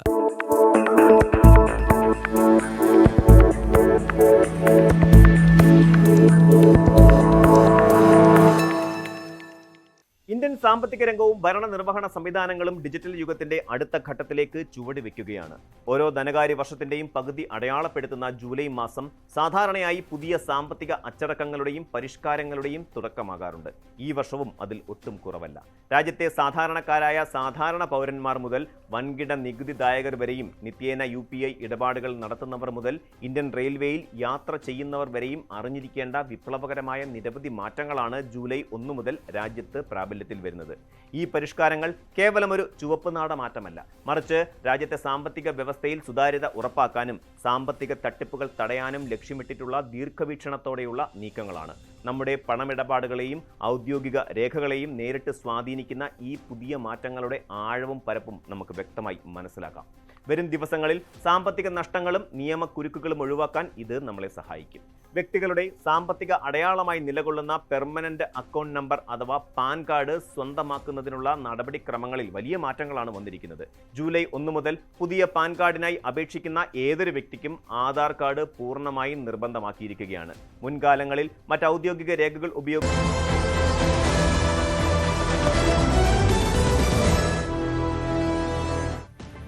BJPയെ പിടിച്ചുലയ്ക്കുകയാണ് തെരഞ്ഞെടുപ്പ് ഫണ്ട് തട്ടിപ്പ് വിവാദം.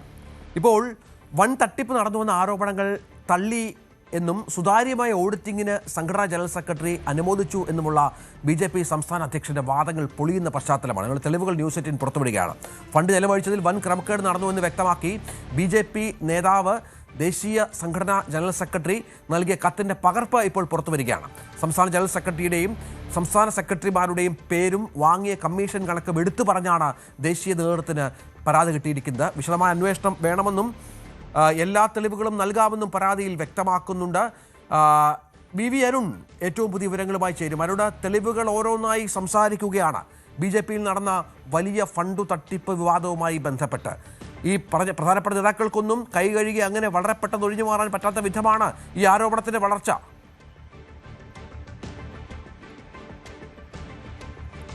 രാജ്യത്തെ കണക്കുകൾ സുതാര്യമാണെന്നും മാതൃകാപരമായ തെരഞ്ഞെടുപ്പ് പ്രവർത്തനമാണ് BJP നടത്തിയത്. അതിനെ ദേശീയ നേതൃത്വം സംസ്ഥാനത്തെ BJP അഭിനന്ദിച്ചുവെന്നാണ് സംസ്ഥാന പ്രസിഡന്റ് രാജീവ് ചന്ദ്രശേഖർ കഴിഞ്ഞ 9-ാം തീയതി ഇറക്കിയ വാർത്താക്കുറിപ്പിൽ പറഞ്ഞത്. എന്നാൽ കാര്യങ്ങൾ അതിന് ഘടകവിരുദ്ധമാണ്. BJPയുടെ ദേശീയ സംഘടനാ ജനറൽ സെക്രട്ടറി BL സന്തോഷിന് ജില്ലയിലെ ഒരു പ്രാദേശിക നേതാവ്, ജില്ലാ തലത്തിലുള്ള നേതാവ് നൽകിയ പരാതി കത്താണ് ന്യൂസ് 18 പുറത്തുവിടുന്നത്. ഇതിലാണ് വളരെ വ്യക്തമായി തന്നെ എന്തൊക്കെ തരത്തിലുള്ള അഴിമതിയാണ് ഈ തെരഞ്ഞെടുപ്പുമായി ബന്ധപ്പെട്ട് നടന്നിട്ടുള്ളതെന്ന് വ്യക്തമാക്കുന്നതാണ്. വലിയ അഴിമതി തെരഞ്ഞെടുപ്പുമായി ബന്ധപ്പെട്ട് huge corruption which happened in the election 2026 Kerala എന്ന് പറഞ്ഞാണ് ആ കത്ത് തുടങ്ങുന്നത് തന്നെ. അതിൽ പലതിനും താൻ ദൃക്സാക്ഷിയാണ്. കേന്ദ്ര നേതൃത്വം നൽകുന്ന കൊടിക്ക് പോലും ബില്ലിട്ട നേതാക്കളുണ്ട്. 1,62,000 പരം രൂപയുടെ കൊടി ഒരു സ്വകാര്യ ഏജൻസിയിൽ നിന്ന് വാങ്ങി. അത് കേന്ദ്രത്തിനുള്ള കൊടി വരാൻ വൈകിയപ്പോഴാണ് ആ വാങ്ങിയതിൽ മാത്രം 31 ലക്ഷം രൂപയുടെ അഴിമതി കമ്മീഷൻ കൈപ്പറ്റിയിട്ടുണ്ട് എന്നാണ് സംസ്ഥാന സെക്രട്ടറി അഞ്ജനയ്ക്കെതിരെയുള്ള ഈ കത്തിലെ ആരോപണം. ദേശീയ നേതാവ് വിനോദ് ധാഡേക്ക് ഇക്കാര്യം അറിയാമെന്നും കത്തിൽ പറയുന്നു. BJP സ്റ്റേറ്റ് സെക്രട്ടറിയാണ് ഇതിൽ കമ്മീഷൻ വാങ്ങിച്ചത്. അഞ്ജനയെ പറ്റിയാണ് പറയുന്നത്, പേരെടുത്തു തന്നെ പറയുന്നുണ്ട്. ആ ലിക്വിഡ് ക്യാഷായി പണം വാങ്ങിയതിന് താനും സാക്ഷിയാണെന്ന് ഈ പ്രാദേശിക നേതാവ് BJP സംഘടനാ ജനറൽ സെക്രട്ടറിയെ കത്തിലൂടെ അറിയിക്കുന്നു. ഇതിൽ മാത്രമല്ല, മുറികൾ ബുക്ക് ചെയ്തതിൽ, അതുപോലെ തന്നെ കേന്ദ്ര നൽകിയ കൊടി വിറ്റ പിന്നീട് മറച്ചുവിറ്റ നേതാക്കളുണ്ട്. കട്ടൌട്ടുകളുടെ കൊട്ടേഷൻ ഒരു കമ്പനിക്ക് മാത്രമായി കൊടുത്ത് അതിൽ 5 ലക്ഷം രൂപ കമ്മീഷൻ വാങ്ങിയ നേതാവുണ്ട്. ഇങ്ങനെ പല നേതാക്കന്മാരുടെ പേര് പറഞ്ഞുകൊണ്ട് തന്നെയാണ് ഈ പരാതി നൽകിയിട്ടുള്ളത്. രണ്ടുപേരെ കമ്മീഷൻ വാങ്ങിയ പാങ്ങപ്പാറ രാജീവ്, വിജയകുമാർ, അതിനൊപ്പം അഞ്ജനയും നേരത്തെ പാർട്ടിയുടെ പ്രധാനപ്പെട്ട ചുമതലകളിൽ നിന്നൊക്കെ മാറ്റി നിർത്തിയിട്ടുണ്ട്. SP ഗ്രാൻഡേഴ്സ് ഹോട്ടലിൽ മുറി ബുക്ക് ചെയ്ത് 30ഓളം മുറികളാണ് ബുക്ക് ചെയ്തത്. എന്നാൽ ഇതിൽ പലതിലും വളരെ ചുരുങ്ങിയ മുറികൾ മാത്രമേ ഒക്യുപ്പൈ ചെയ്തുള്ളൂ. ബാക്കി എല്ലാത്തിനും ചേർത്ത് ബില്ലിട്ടു. അതിൽ തട്ടിപ്പ് നടത്തിയിട്ടുണ്ട് എന്ന ആരോപണമുണ്ട്. വാഹനങ്ങൾ ബുക്ക് ചെയ്തതിൽ ക്രമക്കേടുണ്ട്.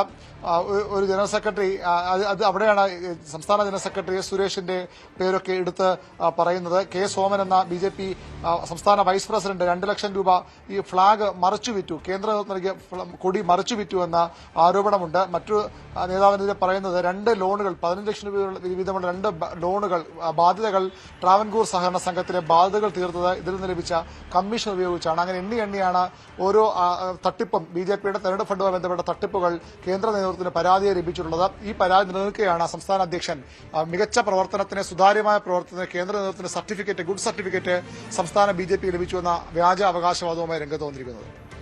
VV അരുണാണ് വിവരങ്ങൾ പങ്കുവച്ചത്. ഇതിനിടയിൽ BJPയിലെ തെരഞ്ഞെടുപ്പ് ഫണ്ട് കൊള്ളയിൽ പോലീസിലും പരാതി കിട്ടിയെന്ന വിവരം കൂടി പുറത്തുവരികയാണ്. വട്ടിയൂർക്കാവ് മണ്ഡലത്തിലേക്ക് കൊടി വാങ്ങിയെന്ന ബിൽ തന്റെ GST നമ്പർ ഉപയോഗിച്ച് വ്യാജമായി ഉണ്ടാക്കിയെടുത്തുവെന്നാണ് വ്യാപാരിയുടെ പരാതി. BJP മണ്ഡലം ജനറൽ സെക്രട്ടറി കൂടിയാണ് ഈ പരാതി ഉയർത്തുന്ന പ്രമദചന്ദ്രൻ എന്നത് ഓർക്കണം. വെഞ്ഞാറമൂട് പോലീസിലാണ് ഇദ്ദേഹം പരാതി നൽകിയിരിക്കുന്നത്. പാർട്ടി സംസ്ഥാന അധ്യക്ഷനും പരാതി നൽകുമെന്ന് പ്രമദചന്ദ്രൻ ന്യൂസ് 18 പറഞ്ഞു. ബില്ല് വ്യാജമാണ്. നമുക്ക് 4 വർഷത്തിന് മുമ്പ് കമ്പ്യൂട്ടർ ബില്ലായിരുന്നു. അന്ന് വലിയ സെയിലൊക്കെ ഉണ്ടായ സമയത്ത്. ഇപ്പൊ സെയിലില്ലാത്തതുകൊണ്ട് 4 വർഷം കൊണ്ട് നമ്മുടെ ചെറിയ ബിൽ ബുക്കാണ്, കൈകൊണ്ട് എഴുതുന്ന ബില്ലാണ്. ഇതിൽ നമ്മൾ കമ്പ്യൂട്ടർ പ്രിന്റ് ചെയ്യില്ല. അതുമല്ല, ഇതില് ഏജൻസി തിരുവനന്തപുരം മാത്രമേ ഉള്ളൂ. ഇത് നമുക്കുള്ള ഏജൻസി കണിച്ചോട് വാമനപുരം എന്നാണ് നമ്മൾ ആ ഡ്രസ്സിൽ കിടക്കുന്നത്. GST നമ്പർ, FSSI നമ്പർ എല്ലാം നമ്മുടെ ബില്ലിൽ വരും. ഇതിൽ അങ്ങനെ ഒന്നുമില്ല. നമ്മുടെ സീലില്ല, നമ്മുടെ ഒപ്പില്ല. അതുപോലെ GST ബില്ല് ഇവർ കൊടുത്തിട്ടുണ്ടെങ്കിൽ ഇവർ ആരെയാണ് പൈസ കൊടുത്തത്? ഈ പൈസ കൊടുത്ത ആൾക്കാർ അവരെ കണ്ടെത്തണത്. നിങ്ങളുടെ നമ്പർ ഉപയോഗിച്ച് ഒരു ബില്ല് ഉണ്ടാക്കുകയാണ്. അതെ, ഈ നമ്മളെ ബില്ലിൽ വരുന്ന നമ്പർ എന്ന് പറഞ്ഞാൽ എന്റെ ഈ നമ്പരല്ല, എന്റെ ഒരു പഴയ മൊബൈൽ നമ്പറും വൈഫൈന്റെ നമ്പറുമാണ് ആ ബില്ലിൽ കിടക്കുന്നത്. പക്ഷേ ഇതിൽ അടിച്ചിരിക്കുന്ന ബില്ലിൽ ഞാൻ ഇപ്പൊ ഉപയോഗിക്കുന്ന ഫോൺ നമ്പറിൽ ഒരക്കം മാറ്റി വെച്ചിരിക്കുന്നു. ശരിക്കും പറഞ്ഞാൽ ആ ബില്ലിൽ കൊടുത്തിരിക്കുന്ന മൊബൈൽ നമ്പർ പോലും തെറ്റാണ്. അപ്പൊ അത് വിളിച്ചാൽ കിട്ടാത്ത നമ്പർ ആയിരിക്കും. വിളിച്ച് തിരക്കാതിരിക്കാൻ വേണ്ടി ആയിരിക്കാം അവരങ്ങനെ ആ കള്ള നമ്പർ കൊടുത്തിരിക്കുന്നത്. പിന്നെ ഇതിൽ എന്ന് പറഞ്ഞാൽ നമ്മളെ ബോർഡ് പുറത്താണ് നമ്മൾ പ്രദർശിപ്പിക്കുന്നത്. ബോർഡ് വെച്ചിട്ടുണ്ടായിരുന്നു. ഇപ്പം 2 ദിവസം മുമ്പാണ് എടുത്ത അകത്ത് വെച്ചത്, വേറെ എന്തോ ഇതിനടുത്ത് വെച്ചാണ്.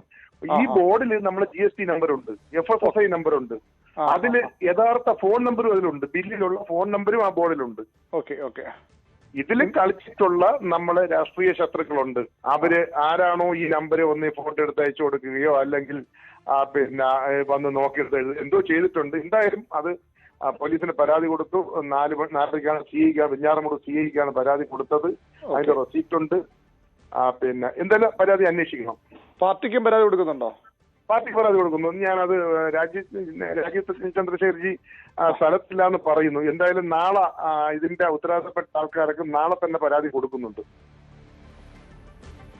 മറ്റു വാർത്തയിലേക്ക്. നവകേരള യാത്രക്കിടെ ആലപ്പുഴയിൽ യൂത്ത് കോൺഗ്രസ് പ്രവർത്തകരെ മർദ്ദിച്ച കേസ് അട്ടിമറിച്ച സംഭവത്തിൽ പ്രത്യേക അന്വേഷണ സംഘത്തിന്റെ റിപ്പോർട്ട് DGP റവാഡ ചന്ദ്രശേഖറിന് ആഭ്യന്തരമന്ത്രി കൈമാറാൻ സാധ്യത. DGP നേരത്തെ നിയമോപദേശം തേടിയിരുന്നു. നിയമോപദേശവും MR അജിത്കുമാറിന്റെ വിശദീകരണവും ഉൾപ്പെടുത്തിയായിരിക്കും DGP റിപ്പോർട്ട് സമർപ്പിക്കുക എന്നാണ് അറിയുന്നത്. അജിത്കുമാറിനെതിരെ നടപടി ഉണ്ടാകുമെന്നാണ് സൂചനകൾ പുറത്തുവരുന്നത്. Dan കുര്യന്റെ report. നവകേരള യാത്രക്കിടെ മുഖ്യമന്ത്രിയായിരുന്ന പിണറായി വിജയന്റെ ഗൺമാൻമാർ യൂത്ത് കോൺഗ്രസ് KSU പ്രവർത്തകർക്ക് നേരെ നടത്തിയ മർദ്ദനവുമായി ബന്ധപ്പെട്ട് പ്രത്യേക അന്വേഷണ സംഘം നടത്തിയ അന്വേഷണത്തിന്റെ അന്തിമ റിപ്പോർട്ടാണ് ഇന്ന് ആഭ്യന്തരമന്ത്രി രമേശ് ചെന്നിത്തലയ്ക്ക് സംസ്ഥാന പോലീസ് മേധാവി റവാഡ ചന്ദ്രശേഖർ കൈമാറുക. ഈ റിപ്പോർട്ടിൽ ഗുരുതരമായ കൃത്യവിലോപം അല്ലെങ്കിൽ വലിയ തരത്തിലുള്ള ക്രമവിരുദ്ധമായ നടപടികൾ ഉദ്യോഗസ്ഥരുടെ ഭാഗത്തു നിന്ന് ഉണ്ടായിട്ടുണ്ട് എന്ന് വ്യക്തമാക്കുന്ന വിവരങ്ങൾ പരാമർശിച്ചിട്ടുണ്ട് എന്ന സൂചനകളാണ് ലഭിക്കുന്നത്. അതിൽ കൃത്യമായ നടപടിയെടുക്കണമെന്ന കാര്യവും റിപ്പോർട്ടിൽ ഉണ്ട് എന്നാണ് സൂചന.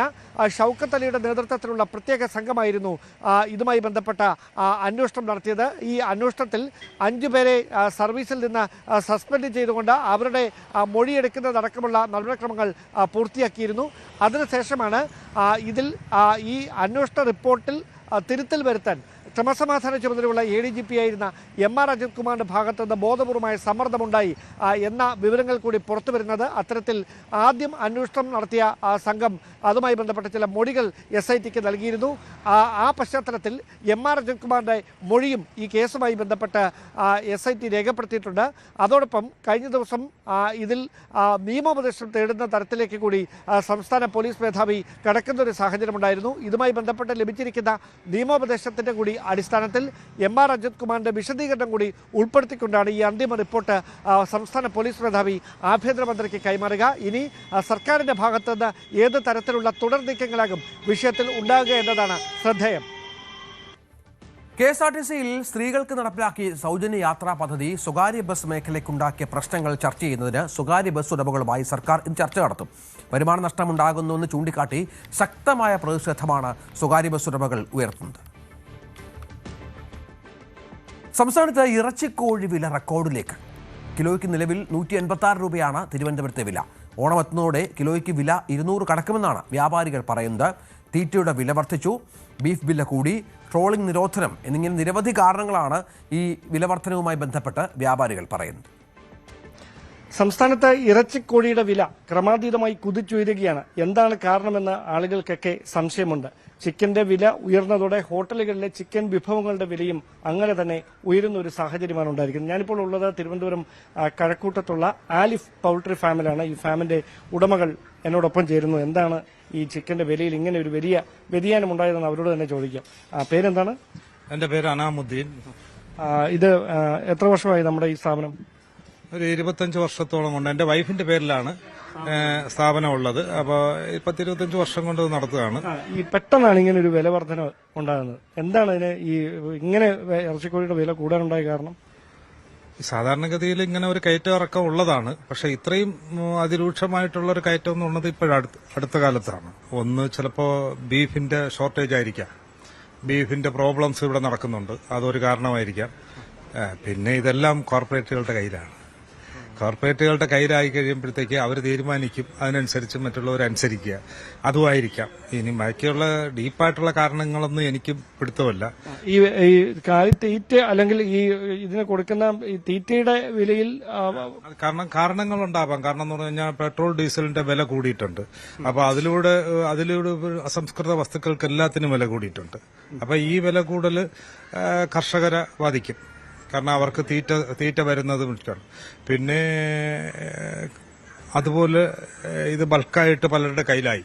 പഴയതുപോലെ ചെറുകിട ഇൻഡസ്ട്രി ബൾക്കായിട്ടുള്ള വലിയ കോർപ്പറേറ്റുകളുടെ കയ്യിലായി. നമ്മളെവിടുന്ന് എടുക്കുന്നത് സാർ? ഞാനിവിടെ നിന്ന് വരുന്നത് തമിഴ്നാട്ടിൽ നിന്നാണ് വരുന്നത്. തമിഴ്നാട് കമ്പനികളാണ്.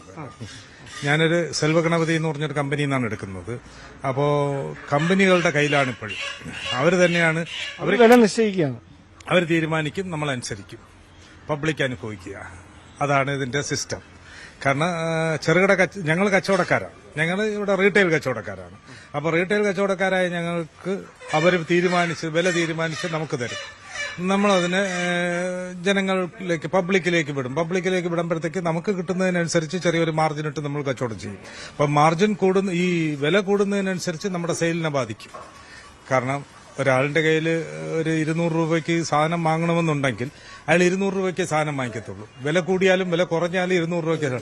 അപ്പോൾ 200 രൂപയുടെ സാധനം വാങ്ങിക്കുമ്പോഴേക്കും നമ്മുടെ ക്വാണ്ടിറ്റിയിൽ വ്യത്യാസം വരുമ്പോൾ നമ്മുടെ പ്രോഫിറ്റിൽ വ്യത്യാസം വരും. അപ്പോൾ നിലനിൽപ്പ് ഞങ്ങൾക്കും ബാധകമാണ്. ഇത് എടുക്കുന്ന ഇത് ഇറച്ചിക്കോഴി ഇറക്കുന്നത് കുറഞ്ഞിട്ടുണ്ടോ? കോഴികൾ ഇറക്കുന്നത് കുറഞ്ഞിട്ടുണ്ട്. കാരണം എന്ന് പറഞ്ഞാൽ ഈ സെയിൽ കുറയുന്നുണ്ടല്ലോ, ഈ ആൾക്കാരുടെ ഉപഭോഗം കുറയുന്നുണ്ട്. ഈ കുറയുന്നതിനനുസരിച്ച് നമ്മുടെ സെയിൽ കുറയുന്നുണ്ട്. കാരണം ഒരാളുടെ ബഡ്ജറ്റിനനുസരിച്ചല്ലേ അവർക്ക് ചിക്കൻ വാങ്ങിക്കാൻ പറ്റത്തുള്ളൂ. ഹോട്ടലുകൾക്ക് വില കൂടുമ്പോഴത്തേക്ക് അവിടെ സെയിൽ കുറയുമ്പോഴത്തേക്ക് അതിനനുസരിച്ച് അവരുടെയും ക്വാണ്ടിറ്റി കുറയും. ഈ ക്വാണ്ടിറ്റി കുറയുമ്പോഴത്തേക്ക് അതിനനുസരിച്ചുള്ള മാർജിൻ നമുക്കും കുറയും. അപ്പൊ ഇനിയും വില ഇങ്ങനെ തന്നെ നിൽക്കുമോ അതോ ഇനി കൂടാൻ സാധ്യതയുണ്ടോ? എന്താണ്, ഓണം വരാൻ പോവാണ്. ഇത് ഓണം വരുന്ന സീസൺ ആകുമ്പോൾ വീണ്ടും കൂടാനാണ് സാധ്യത. 200 പ്ലസ് ആയാലും അത്ഭുതപ്പെടാനൊന്നുമില്ല. കോർപ്പറേറ്റുകളുടെ കാര്യം പറഞ്ഞാലേ അവരും എല്ലാ സാധനങ്ങൾക്കും വില കൂടുതലല്ലേ, ഇതിന്റെ ഫീഡിനൊക്കെ നല്ല വിലയല്ലേ. അപ്പൊ അതും എല്ലാം കൂടെ ആകുമ്പം അവരെയും കുറ്റം പറയാൻ പറ്റൂല. പിന്നെ അവർ ഈ വണ്ടികളിൽ വരുന്ന അവർക്ക് പെട്രോൾ, ഡീസൽ അങ്ങനെ എല്ലാത്തിനും വില കൂടുതലല്ലേ. അപ്പൊ അതൊക്കെ കൊണ്ടായിരിക്കും അവരും ഇങ്ങനെ നമുക്കങ്ങനെ തരുന്നത്. അവരെ ഒന്നും പറയാൻ പറ്റൂലല്ലോ. കാരണങ്ങളൊന്നും നമുക്കും പറയാനൊക്കില്ല. ഒത്തിരി കാരണങ്ങൾ കാണാം. കാരണം എന്ന് പറഞ്ഞു കഴിഞ്ഞാൽ പിന്നെ എന്തിനാണ് ഇപ്പൊ വില കുറവുള്ളത്, അത് വേറെ സത്യം. കാരണം എന്ന് പറഞ്ഞു കഴിഞ്ഞാൽ ഇപ്പൊ എപ്പോഴും ഇറച്ചി ഐറ്റംസിൽ വില കുറവ് ഇപ്പോഴും ചിക്കനാണ്. കാരണം ബീഫിന് വില കുറഞ്ഞിട്ടുണ്ട്. 1000 മേലെ 1100 മേലെ മട്ടനായി, 600 650 ആയി ബീഫ്. ഇപ്പോഴും 1 കിലോ മീറ്റിന്റെ വില നോക്കിക്കഴിഞ്ഞ് കഴിഞ്ഞാൽ 300 രൂപയിൽ നിൽക്കുകയാണ്. 1 കിലോ ചിക്കൻ മീറ്റിന്റെ വില നോക്കിയാൽ 300 രൂപയിൽ നിൽക്കുകയാണ്. ഇപ്പൊ മറ്റ് മീറ്റുകൾക്കെല്ലാം അതിനേക്കാളും വില കൂടുതലാണ്.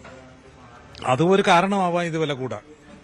അപ്പൊ അങ്ങനെ, കാരണം മറ്റുള്ളതിനൊക്കെ വില കൂടുമ്പോഴേക്കും അതിന്റെ ആനുപാതികമായിട്ട് ഇതിനും കൂടുകയാണ്. കാരണം ഈ ആൾക്കാർ ഇതിലേക്ക് കൂടുതൽ അടുക്കും എന്നറിഞ്ഞുകൊണ്ട് ഡിമാൻഡ് കൂട്ടിയിട്ട് അതിനെ വില കൂട്ടുക എന്നുള്ളതാണ്. കാരണം ഇതുപോലെ തന്നെ ഇങ്ങ് താഴോട്ട് വരും. കാരണം നമ്മൾ കുറച്ച് നാള് ആരും ഉപയോഗിക്കാനുള്ള കച്ചവടം കുറവായി കഴിഞ്ഞ് കഴിഞ്ഞാൽ ഈ വളർത്തുന്ന സാധനങ്ങളൊക്കെ അമിതമാവും. ഈ അമിതമാകുമ്പോഴത്തേക്ക് ഇവര് നേരിട്ടൊക്കെ താഴെ കൊണ്ടുവരും. എപ്പോഴാണെന്ന് അറിയാമോ? യഥാർത്ഥത്തിൽ എന്ന് പറയുന്നത് ചെറുകിട കർഷകർ ഇവിടെ ഇല്ലാതായി. അവിടെയാണ് പ്രോബ്ലം വന്നത്. ചെറുകിട കർഷകർ ചില ക്രൈസിസ് കൊണ്ട് അവർ നശിക്കപ്പെട്ടപ്പോഴത്തേക്ക് എല്ലാം കോർപ്പറേറ്റുകളുടെ കയ്യിലായി. അപ്പോൾ അവർ തീരുമാനിക്കുക അവർ തന്നെ. ഇതിനിടയ്ക്ക് ഒരു 500 ചെറുകിട കച്ചവടക്കാർ കൊണ്ടുവന്നിട്ട് ഇതായിട്ട് ഒരു മത്സരം ഉണ്ടായാൽ ഇതിന് വില കുറയും. മത്സരം ഉണ്ടാകുമ്പോഴത്തേക്ക് കോർപ്പറേറ്റുകൾ എന്താ ചെയ്യുന്നത്, ടക്കനെ അങ്ങ് വില കുറയ്ക്കും. വില കുറച്ചങ്ങ് താഴുമ്പോഴേക്ക് ഇവർ നശിക്കും, ഈ ചെറുകിട കർഷകർ നശിക്കും. വീണ്ടും അവർ അതിന് ഇരട്ടിയായിട്ട് തിരിച്ചു പിടിക്കും. ഇതാണ് കോഴി കച്ചവടത്തിൽ നടന്നുകൊണ്ടിരിക്കുന്ന ഒരു സിസ്റ്റം. ഓക്കെ, അപ്പൊ അത്തരത്തിലുള്ള ഒരു ആശങ്കയാണ് ഈ പൗൾട്രി ഫാം ഉടമകളടക്കം പങ്കുവച്ചുകൊണ്ടിരിക്കുന്നത്. അങ്ങനെയാണെങ്കിൽ 1 കിലോ ഇറച്ചിക്കോഴിക്ക് വില 200 രൂപയ്ക്ക് മുകളിലേക്ക് പോയാലും അത്ഭുതപ്പെടാനില്ല. അങ്ങനെ ഒരു സാഹചര്യം ഓണത്തോടടുപ്പിച്ച് ഉണ്ടായേക്കും.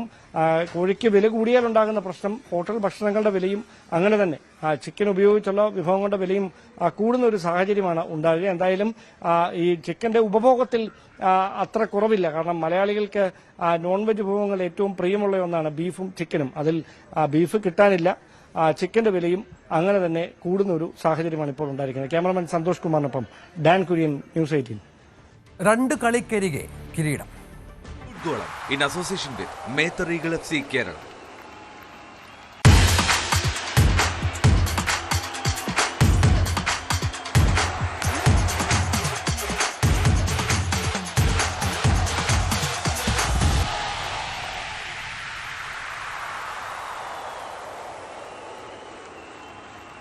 ലോകകപ്പ് ചരിത്രം പരിശോധിച്ചാൽ ഇംഗ്ലണ്ട് അർജന്റീന മത്സരങ്ങൾ എപ്പോഴും നാടകീയവും ആവേശകരവുമാണ്. 5 തവണ ലോകവേദിയിൽ ഏറ്റുമുട്ടിയപ്പോൾ 3 തവണ ഇംഗ്ലണ്ടിനായിരുന്നു ജയം. 86 ലോകകപ്പിലെ ക്വാർട്ടർ ഫൈനലിലാണ് അർജന്റീനയുടെ വിക്വായ ജയങ്ങളിൽ ഒന്ന്. വീണ്ടും അർജന്റീനയും ഇംഗ്ലണ്ടും ലോകകപ്പ് വേദിയിൽ നേർക്കുനേർ വരുന്നു. 3 ലയൺസും ആൽബി സെലസ്റ്റയും ഏറ്റുമുട്ടിയപ്പോഴൊക്കെ വീര്യം നുരഞ്ഞു പൊങ്ങിയിട്ടുണ്ട്.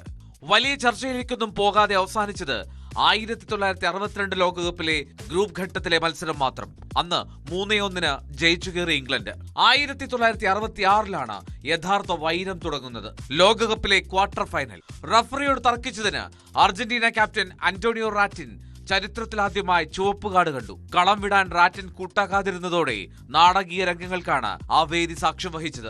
അർജന്റീന താരങ്ങളെ മൃഗങ്ങളെന്ന് ഇംഗ്ലീഷ് കോച്ച് വിളിച്ച പോരിനൊടുവിൽ ഒറ്റ ഗോളിന് അവർ കടന്നുകൂടി. ആ വർഷമാണ് ഇംഗ്ലണ്ട് ഒരേ ഒരു തവണ ലോക ചാമ്പ്യന്മാരായതും. 20 വർഷം കഴിഞ്ഞ് 86 അടുത്ത പോരാട്ടം. ഫ്രോക്ലാൻഡ് യുദ്ധത്തിന്റെ പശ്ചാത്തലമുള്ളതിനാൽ കളത്തിലും ആ വൈരം പ്രകടമായിരുന്നു. അന്ന് മെക്സിക്കോ സിറ്റിയിലെ അസ്റ്റെക്ക സ്റ്റേഡിയത്തിൽ 2 സംഭവങ്ങളുണ്ടായി. ഒന്ന്, കുപ്രസിദ്ധമായ ദൈവത്തിന്റെ കൈ. 2, ഫുട്ബോൾ ദൈവത്തിന്റെ നൂറ്റാണ്ടിലെ ഗോളും. മറഡോണയുടെ ഗോളുകളിൽ ഇംഗ്ലണ്ടിനെ 2-1 പരാജയപ്പെടുത്തിയാണ് അർജന്റീന സെമിയിലെത്തിയത്. പിന്നീട് ഒരു പോരിനായി 12 വർഷത്തെ കാത്തിരിപ്പ്. 98 ലോകകപ്പിലെ പ്രീ ക്വാർട്ടറിൽ വീണ്ടും പോർമുഖം തെളിഞ്ഞു. ഡീഗോ സിമിയോണിയെ ഫൗൾ ചെയ്തതിന് ഡേവിഡ് ബെക്കാമിന് ചുവപ്പ് കാർഡ് കിട്ടിയ മത്സരം. 2-2 സമനില ഭേദിച്ചത് പെനാൽറ്റി ഷൂട്ടൌട്ടിൽ. 4-3 അർജന്റീന ജയം സ്വന്തമാക്കി. തൊട്ടടുത്ത പതിപ്പിൽ ബെക്കാം പകരം വീട്ടി. 2002 ഗ്രൂപ്പ് ഘട്ടത്തിലെ പോരിൽ ബെക്കാമിന്റെ പെനാൽറ്റി ഗോളിൽ 1-0 ജയം സ്വന്തമാക്കി ഇംഗ്ലണ്ട്. അങ്ങനെ ചരിത്രത്തിൽ ഇടം പിടിച്ച പോരാട്ടങ്ങളുടെയും പോരാളികളുടെയും പിന്മുറക്കാർ വീണ്ടും ഏറ്റുമുട്ടുമ്പോൾ ആ പഴയ വൈരത്തിന്റെ ചില മുറിപ്പാടുകൾ കാണാനിടയുണ്ട്. 6 ലോകകപ്പുകൾ കളിച്ചിട്ടുള്ള മെസ്സിക്ക് ഇത് അവസാന ലോകവേദിയാണ്. എന്നാൽ ഇതിഹാസ താരത്തിന് ഇംഗ്ലണ്ടിനെതിരെ കന്നി മത്സരമാണ്. World Cup desk, News 18.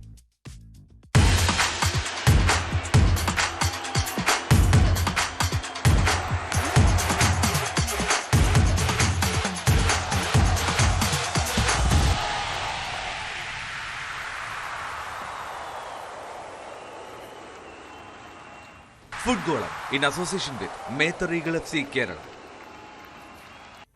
അപ്പോൾ 9 മണി വാർത്ത പൂർണ്ണമാവുകയാണ്. ഇനി ന്യൂസ് ട്രെൻഡ്സുമായി KP അഭിലാഷ് ചേരും.